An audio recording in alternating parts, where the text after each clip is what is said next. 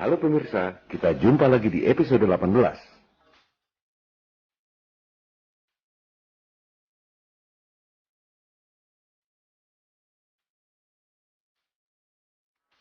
Sebenarnya, saya enggan membahas tentang virus corona ini, sebab susah-susah bikin video, sebentar juga di-ban oleh YouTube, seperti yang terjadi pada episode-episode sebelumnya. Oleh sebab itu, episode 18 ini berdurasi pendek, sehingga bisa di-download dan disebar lewat medsos sebelum di-ban oleh YouTube.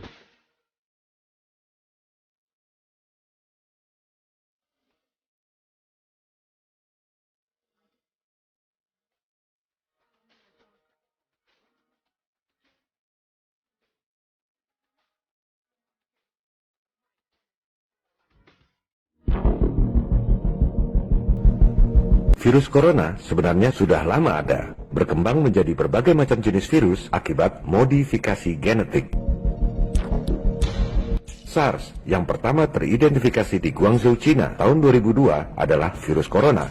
Korban kematian dalam 2 tahun 774 orang. MERS yang pertama teridentifikasi di negara-negara Arab tahun 2012 juga virus corona.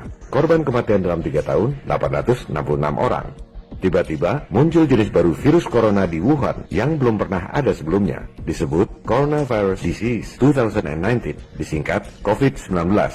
Tingkat penyebarannya begitu pesat, jauh lebih cepat dari sepupu-sepupu corona lainnya, yaitu SARS dan MERS. Dalam waktu 1,5 bulan, COVID-19 menyebabkan kematian 3.000 orang.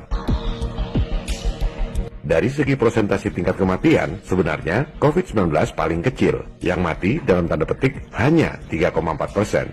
Virus corona SARS lebih berbahaya, yang mati 9,6%. Yang paling bahaya sebenarnya virus corona MERS, yang mati 34,3%. Tapi, karena penyebarannya begitu pesat, yang kena virus COVID-19 paling banyak dibanding yang lain. Sehingga, meski persentase kematiannya rendah, jumlah kematiannya paling banyak dibanding SARS dan MERS.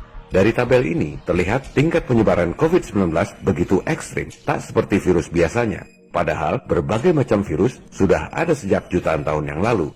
Manusia sudah ratusan ribu tahun hidup berdampingan dengan virus. Lalu, kenapa tiba-tiba muncul jenis baru yang mampu berkembang begitu pesat? Kalau kita urut ke belakang, pandemik alias wabah penyakit yang melanda seluruh dunia di abad 20 lalu terjadi sejak berakhirnya Perang Dunia Pertama tahun 1918. Flu awalnya adalah produk senjata biologis. Tahun 1918 itu, flu belum ada obatnya. Korban kematian akibat flu tahun 1918, 50 juta orang di seluruh dunia.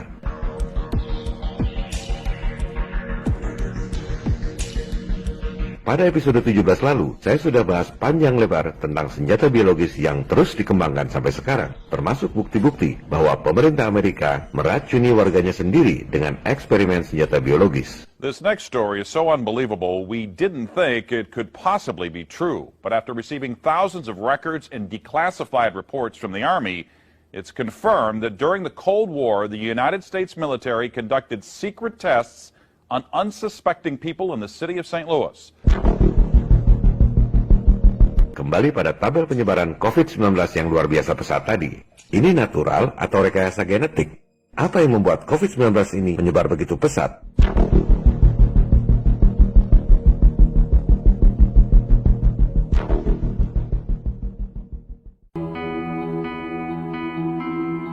Ini adalah penelitian lab dari virologist yang kredibel di Science Direct, bukan hoax. Mereka sudah lakukan eksperimen modifikasi genetik pada virus corona tahun 2017. Kuncinya adalah asam amino pada virus tersebut. Kalau mau bikin virus corona berhenti menyebar, hilangkan asam aminonya. Kalau mau bikin virus corona cepat menyebar, tambahkan asam aminonya. Dan itulah yang terjadi. COVID-19 menyebar begitu pesat karena ada tambahan asam amino pada virus corona yang sebelumnya sudah ada. Pertanyaannya, penambahan asam amino pada COVID-19 itu alami atau buatan manusia? Kita cari lagi sumber data yang kredibel.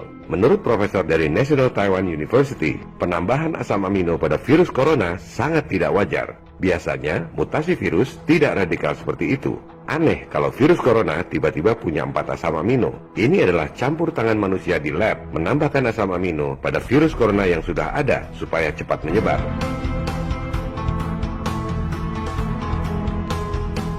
Sumber data kredibel lainnya adalah Profesor Dr. Francis Boyle yang membuat undang-undang senjata biologi di Amerika. Ia menyatakan bahwa COVID-19 adalah senjata perang biologi yang ofensif. Informasi kredibel juga bisa kita peroleh dari US National Library of Medicine, Departemen Kesehatan Amerika Serikat. Mereka sejak tahun 2003 sudah mengungkapkan indikasi penggunaan wabah flu sebagai senjata biologi.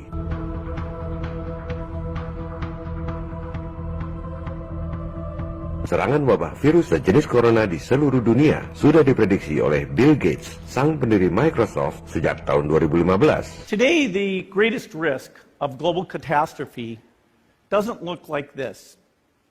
Instead, it looks like this.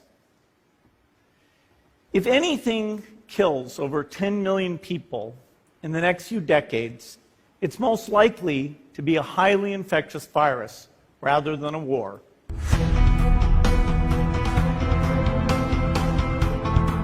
I think an epidemic, either naturally caused or intentionally caused,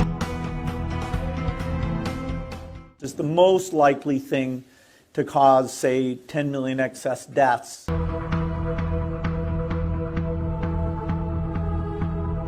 Kejanggalan lainnya adalah, menurut sumber data yang kredibel, penyebaran virus corona ini sudah disimulasikan 2 bulan sebelum virus menyebar di Wuhan. Hasil simulasi tersebut, COVID-19 menyebabkan kematian 65 juta orang. Mereka mensimulasikan dampak kematian akibat COVID-19 ini di New York, Amerika Serikat 2 bulan sebelum virus tersebut teridentifikasi di Wuhan. Simulasi dilakukan oleh Johns Hopkins University and Medicine yang sekarang jadi garda terdepan informasi mengenai penyebaran virus corona. Penyebaran virus corona 2019 ini sudah didesain dan direncanakan dengan sangat matang.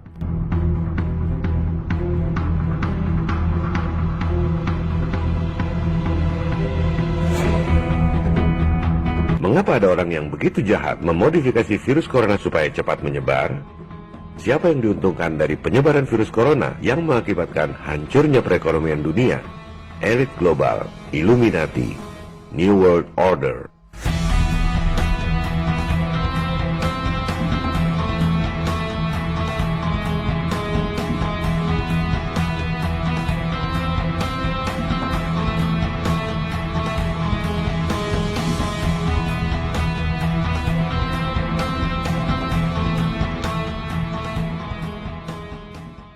Jurus yang digunakan sebenarnya itu-itu juga, seperti preman tebar paku di jalan. Problem, reaksi, solusi.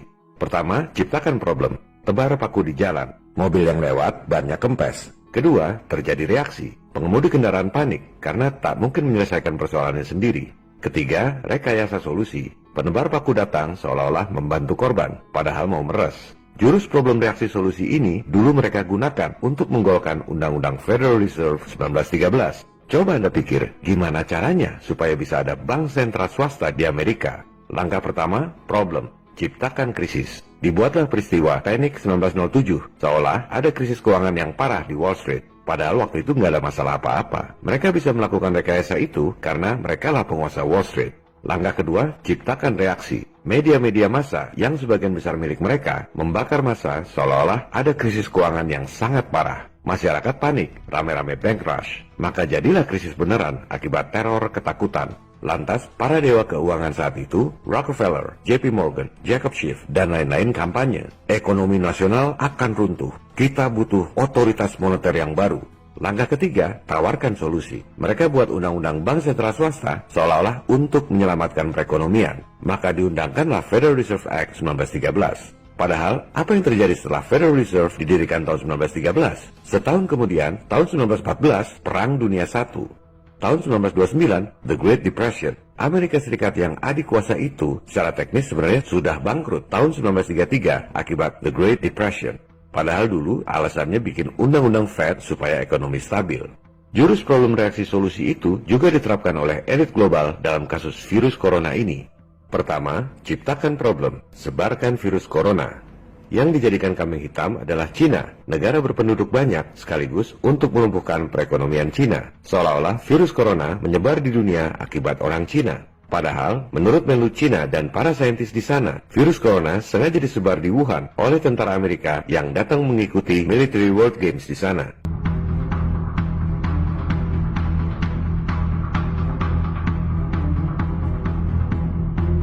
Kedua, ciptakan reaksi. Panik global sengaja di-blow up oleh media-media massa yang dimiliki oleh elit global. Waktu awal, jumlah kematian akibat corona masih sedikit, tapi sudah sedemikian di-blow up untuk menciptakan panik massa. Berbagai media massa dan organisasi-organisasi internasional secara sangat sistematis menciptakan panik global. CNN, Fox, Times, CNBC, Al Jazeera, Google, YouTube, dan lain-lain semua milik elit global. Begitu juga lembaga-lembaga seperti WHO, PBB yang akhirnya menginstruksikan negara-negara di dunia untuk lockdown. Akibatnya, ekonomi hancur, nilai mata uang anjlok, pasar modal hancur, perbankan stop salurkan kredit. Ini memang tujuan mereka.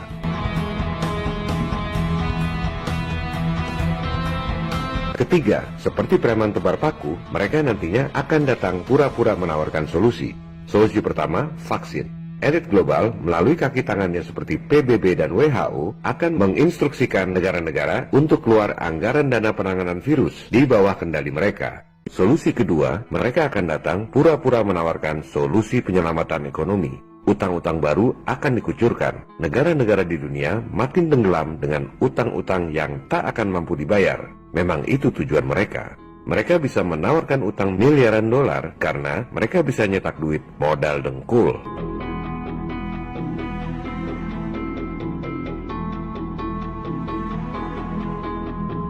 Caranya, mereka terbitkan bond, surat utang tanpa jaminan. The name's Bond. James Bond. Bond dibeli oleh Fed dengan bunga kecil. Fed tinggal nyetak angka-angka digital di rekening, namanya uang giral termasuk uang elektronik, semua modal dengkul. Kemudian, kreditur seperti IMF dan lain-lain kasih pinjaman modal dengkul itu ke negara-negara yang terkena krisis, kasih bunga yang lebih tinggi. Misalnya, mereka pinjam dengan bunga 0,5%, mereka kasih kita pinjaman dengan bunga 5%. Modal dengkul dapat selisih bunga miliaran dolar. Utang kita semua akan bertambah pasca krisis corona. Begitulah cara ngeruk duit dari krisis.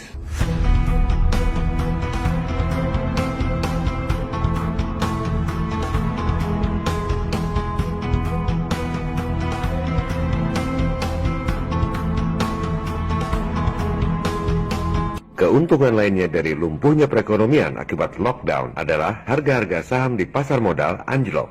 Mereka borong dengan harga murah. Kredit bank pada macet. Mereka sita aset-aset jaminan rakyat. Ekonomi dunia sengaja dibuat hancur. Semua negara di dunia tak ada yang bisa bayar hutang. Nilai tukar hancur semua. Rupiah, dolar, euro, real, semuanya dibikin hancur. Lantas mereka datang lagi pura-pura menawarkan solusi. Mata uang tunggal dunia, One World Currency, New World Order.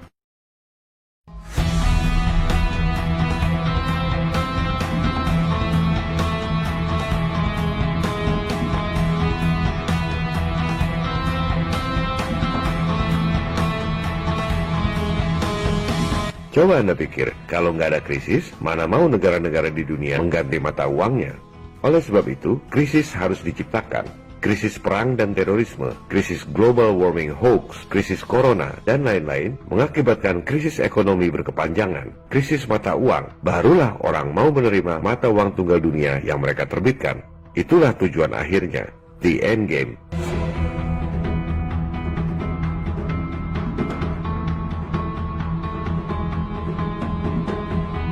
Mata uang tunggal dunia bukan dalam bentuk uang kertas atau kartu ATM, melainkan melalui chip yang ditanam di tubuh Anda.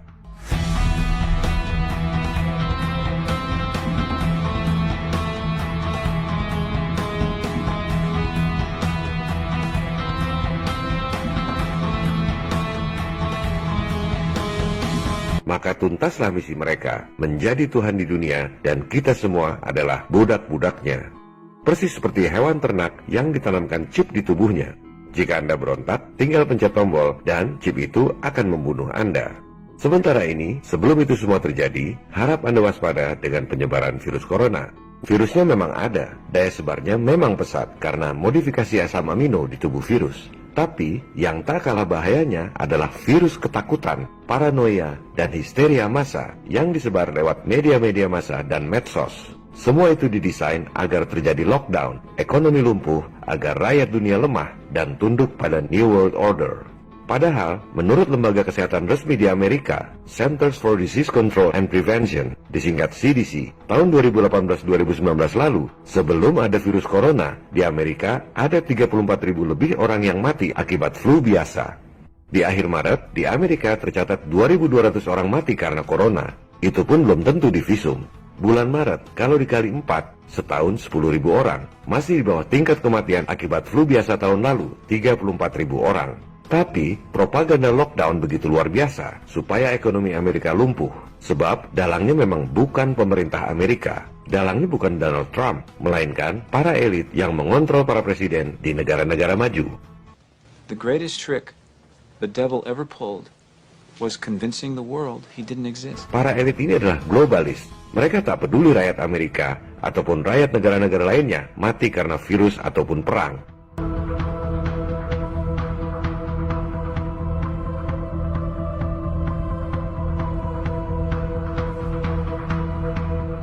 Sementara itu, perkembangan di Wuhan, tempat awal berjangkitnya virus, ketika video ini dibuat, sudah tidak ada lagi pasien baru corona. Sekitar separuh korban sembuh dengan obat-obatan tradisional Cina. Wuhan sendiri akan segera mencabut lockdown. Bahkan saat video ini dibuat, sebagian tempat di Wuhan sudah mulai dibuka. Di sisi lain, seorang pemenang hadiah Nobel dari Departemen Biofisika Stanford menganalisa perkembangan virus corona di seluruh dunia dan mengatakan bahwa penanggulangan virus corona akan lebih cepat dari perkiraan orang. Yang diperlukan adalah penanggulangan panik dan paranoia kita sendiri. Kita akan baik-baik saja, katanya.